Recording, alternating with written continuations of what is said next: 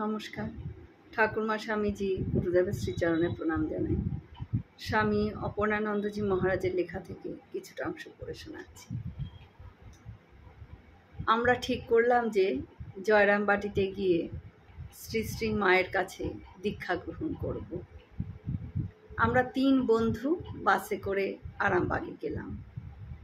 সেখানে মায়ের একজন ভক্ত ছিলেন, যিনি তার বাড়িতে জয়রামবাটি এবং কামারপুকুরের যাত্রীদের থাকার ব্যবস্থা করতেন।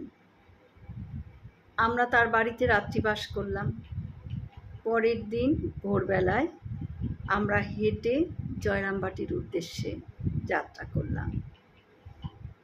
ঠিক করলাম যে মায়ের দর্শন না পাওয়া পর্যন্ত আমরা এখানেই থাকব।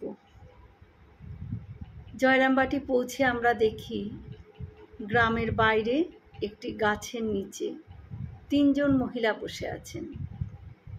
তারা সকলেই সাদা শাড়ি পরেছিলেন। আমাদের মধ্যে একজন চিনতে পারলেন মাকে। তিনি বললেন যে মাঝখানে যিনি আছেন তিনি আমাদের মা।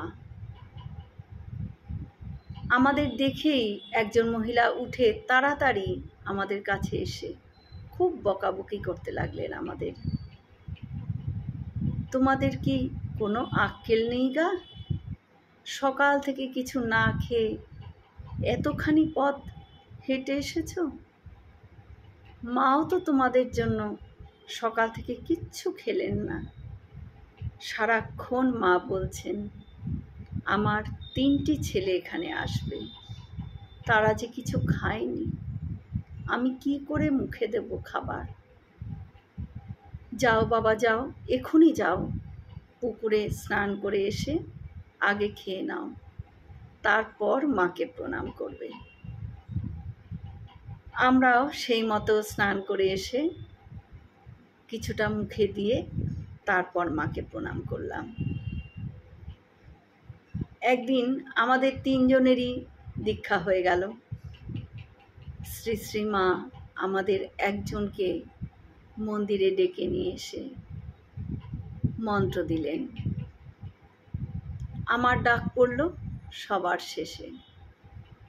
দীক্ষার পর আমার বন্ধুদের মতোই আমারও অন্তর মহা আনন্দে পূর্ণ হয়ে গিয়েছিল।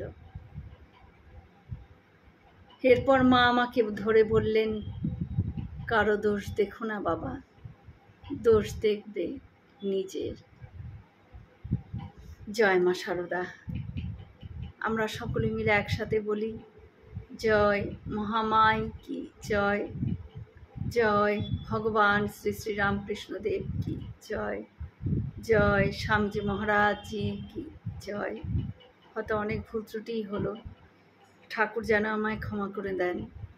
সকলে সুস্থ থাকবেন, আনন্দে থাকবেন। ঠাকুর মায়ের কৃপা দৃষ্টি সকলের উপর বর্ষিত হোক। শুভরাত্রি।